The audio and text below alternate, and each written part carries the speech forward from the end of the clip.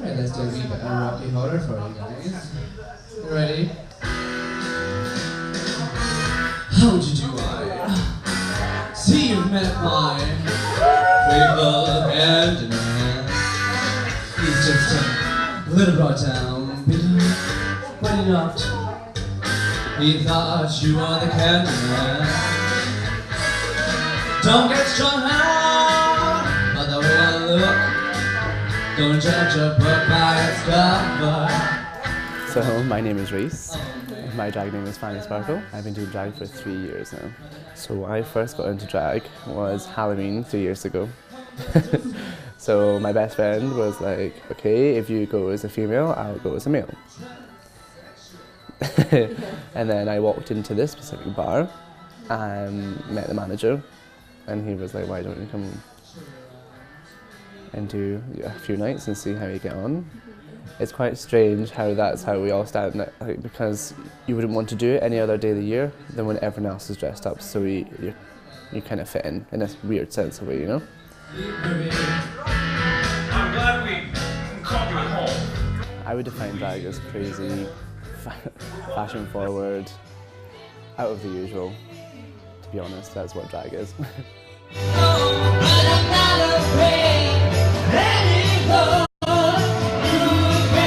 Yeah. So it's everything that you would want to do as a normal person, like the crazy things, but you get to do it because it's not you, it's this character.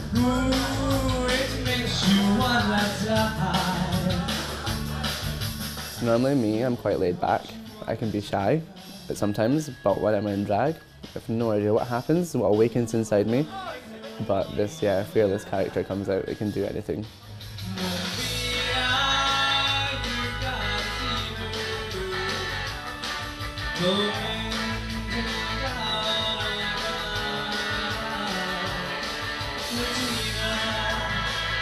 So what I do is in drag is I host, I sing, do a bit of karaoke.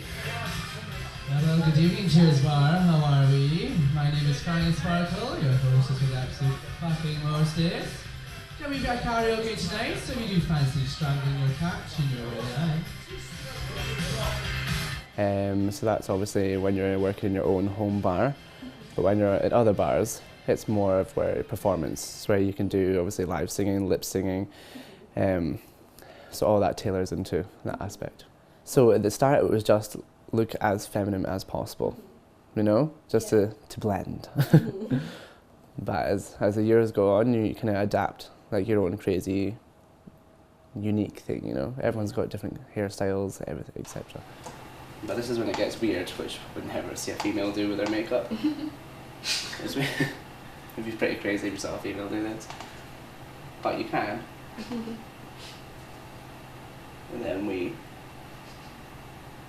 basically war paint. When we're putting on our makeup, we are very solely focused on our own face. Yeah. So it's creating this person. So your face becomes your own baby in a sense, because you are presenting this image onwards. So every drag queen has got everything in that part differently about them, you know? Because everyone uses, like, this is Cherry Bakewell's wig, but she uses her makeup's like white and pink, with glitter, and that's what she does all the time. And that's what you'll see is the same Cherry Bakewell, same wig, same makeup, same dresses. So what you see is what you get. But with me, I've always got a different hair colour, I've always got a different wig, I've always got a different dress, I've always got different heels, I've always got different makeup. I like to change. So people are probably like, oh, it's Fannie's face, but is that Fannie? Like, you know? Yes, obviously I love my name as well, Fannie Sparkle. How did you choose your drag name? That was kind of weird actually, because we were talking about drag names, and then I was like, they were like, oh, you're such a Fannie. And I was like, I am. So then the first name was settled, and then the second name I was like, oh, Coursework Fannie, like, and I was like, I'm obsessed with glitter, like complete and utterly obsessed with glitter and sparkles. So I was like, why not Fannie Sparkle and make it vajazzle? I love the glamour the most. I'm a big, as you can see, a big glamour person. The weirdest thing is seeing yourself in makeup Like you can see where my two eyes are different, you know, when I open my eye you can see the highlight underneath them. But this is when things change for me. That's when I add my dry pop of colour. Oh, yeah. When did you do your first drag show actually? Were you like nervous? My first drag show, I was extremely nervous, like extremely nervous. I remember holding the microphone because the drag queen like, there you go. And I was like, okay, like, don't really know where to start, what to do, how to introduce myself. What do you do with? How to switch the microphone on, you know, because most of us, that's the thing it is, you know, you're just like throwing in into there. So the last thing that I do is my lips. And that's when I feel that I'm completely done. And the wig, when the wig goes on, I can parade around in makeup and a dress and I would be like 50%. But as soon as I put my wig on, that's it. You're ready. You're full percent. Which is quite strange that even one item as small as a wig, when you put it on, you just change.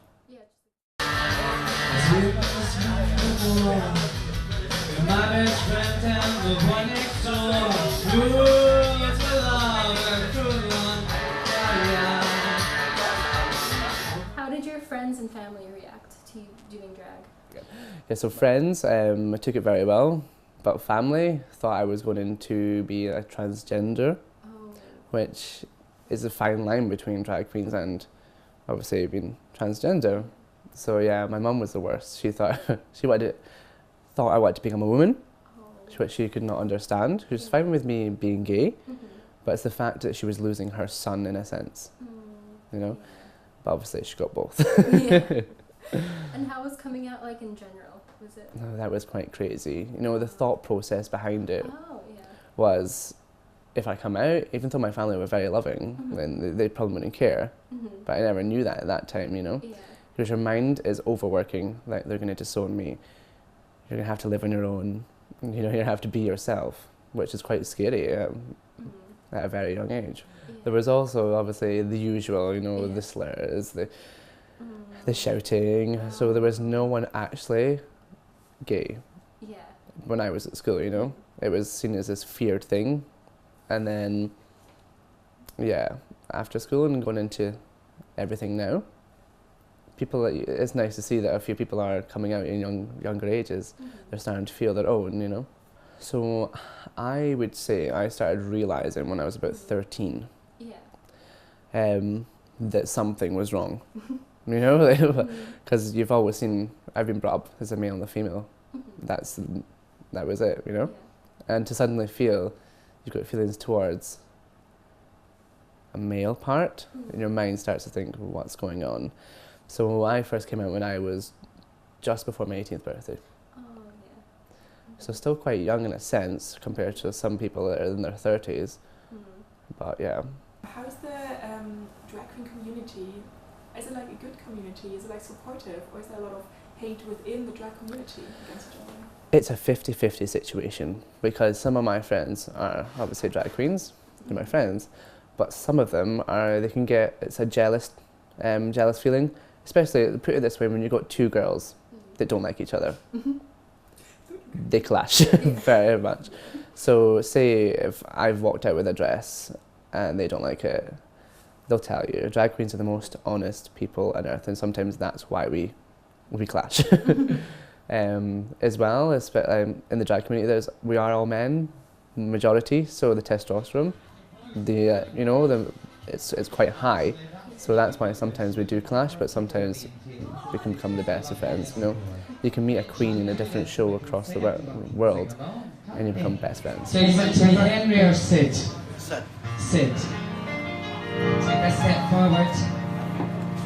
All together now, kids. Happy birthday to you. Happy birthday to you. Happy birthday, Taxon. Happy birthday to you. Happy birthday. So there's Romy Deep Cheeks, who is we call Mama. So she is like the oldest queen. So she originally takes the mum position. And then the rest of them are kind of like your drag sisters, you know. Even if we don't like you, we're still going to say hello in the passings. But I would say that each individual drag queen in here has helped me a little bit. But maybe in a bigger city it would be different. Because sometimes as much as they give you advice, it's not always worth taking.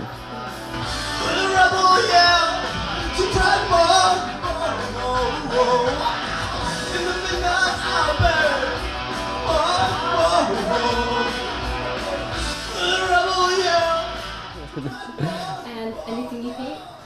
I hate sometimes, just in general, the way that people sometimes look at you, even though you're in a gay bar. Sometimes when you're in drag as well, the person, like, if it's fan base, they're solely focused on that drag person. They don't care who you are out of drag. You're just pushed aside. It's solely the person in the makeup, you know? What do you think are the major problems facing drag queens? Hatred. Hatred is one big thing, you know, because everyone sees the drag queen as a big scary thing, as from the straight side of the people, you know. Because I've seen people come into this bar and they've actually panicked when they see me, just because I'm a drag queen. You know, because things are going through their mind, because they think that the drag character is going to fancy them straight away. Right, Sid? Is that your real name? No. Henry! Henry, so where the fuck did Sid come from? Sid Is that on your Tinder, is it? Right, We've all got our right. preferences. Darling, you're not going to look as good as me, but but yeah, I would say that's a major fact. There's a lot of hate, even though we present as there's not, and there's a lot of glamorous and everything behind it. Behind scenes, there's a lot that we actually get in backlash, which no one ever thinks about. It's quite hidden, you know, because we've got to deal with people touching our dresses, touching our legs. Like, I've had so many bad experiences. I've come up the back stairs and someone's followed me, you know, up to the, and it's scary things like that. Obviously, we're men, we can handle ourselves. I've got my stilettos, you know, they work my wonders. But it has got that dark side that no one sees, only the person. Say you get two gay guys, right? As soon as you say you are a drag queen, then they freak out. Yeah. It's because like they're like, oh, but you want to be a female? I was like, oh, I'm still going to come home the same person I went out of the house as, you know? Yeah, that's a major thing that I will say that absolutely has to change. There's a lot of guys that they don't care, which is great, but it is fearful for us because we panic, you know, having like, and it's like coming out all over again. But it's every time you think you found love, and like I've had so many guys that like I've really liked, and then I've told them that I do drag, and then they're like, oh, can't handle that. That's such a shame. You know, it's like, well, I only do it once a week, and then you try and like I tried to change myself for it, and I dropped this, and I was like, no, I'm going to be me. You know, you don't like it, you can find someone else. So how do you normally meet guys? Just on Tinder or Grindr? Basically, yeah, because like it's very easy for two straight people to find each other in a bar. But there's that whole thing with being gay. Is he gay? Am I going to embarrass myself? Am I going to embarrass him? Because I think that he's gay, you know? So yeah, it's quite funny. But yeah, you kind of get talking. I would say some people use it for different things. But you sort of get talking, and then you kind of meet up. That's what I kind of do. I like to go like a wee coffee day or something first, because you never know who this person is, you know? I'm not going to meet them in any place. Yeah, true. So many creeps out there. It is, like, probably even for like you girls as well, you know? You're like, or even for like, what annoys me is people like bisexual people. A lot of people just dismiss bisexual people. And it really annoys me, you know, because the fact that everyone's like, oh, they're reading, like, no, they're not. They're people. I don't care who you are, what you look like.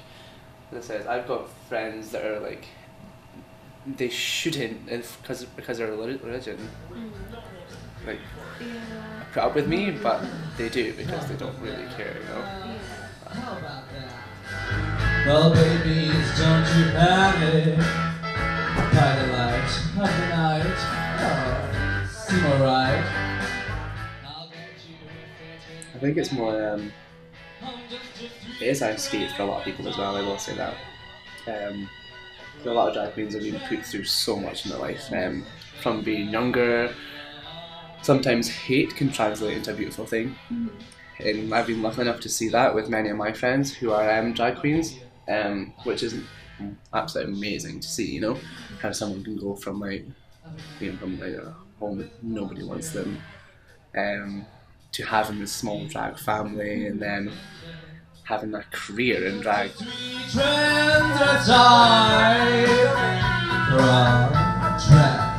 Transsexual, Transylvania. Hey, I'm just a sweet transvestite from transsexual Transylvania.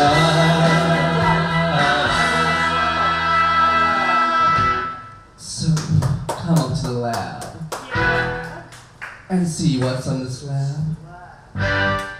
I see you shiver with anticipation. Well, maybe the rain is really to blame, so I'll remove the cause. But not the symptom. Cheers, bro. You know,